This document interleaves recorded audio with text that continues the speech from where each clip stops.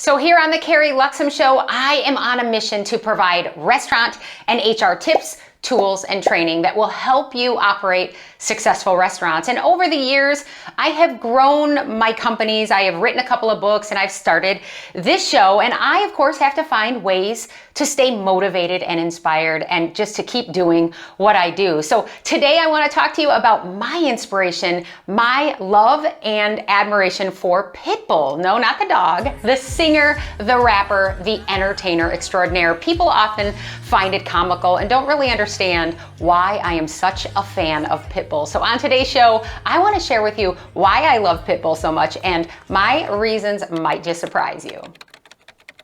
Well, this one might not surprise you all that much if you listen to the radio. Pitbull's music is so much fun, and he is just one of those entertainers who draws you in, and he keeps things lighthearted, very upbeat, and very happy. The smile on Pitbull's face is so contagious, and he absolutely knows how to put on one heck of a show. If you have not seen a live Pitbull show yet, you absolutely have to go. It is such a blast.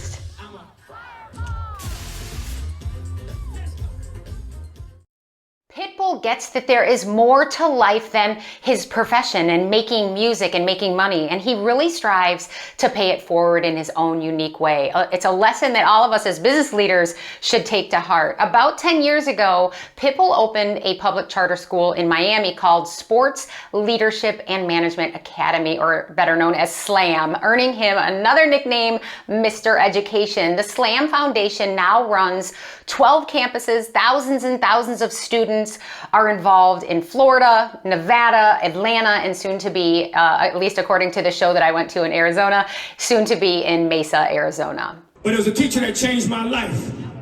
And that's what gave us a chance to be able to build schools. So we're up to 12 schools, 10,000 kids.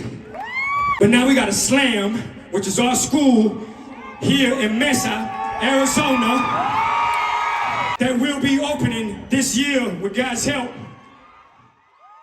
For those of you who don't know Pitbull's background, let me give you a quick recap.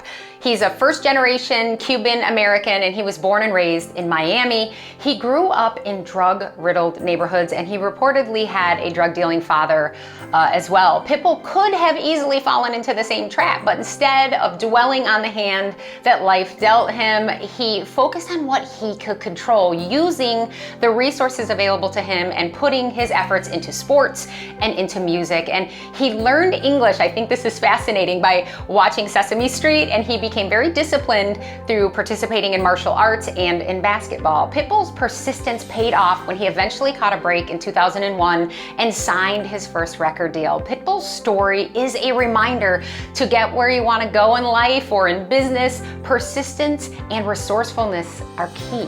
In our instant gratification world, the power of persistence remains.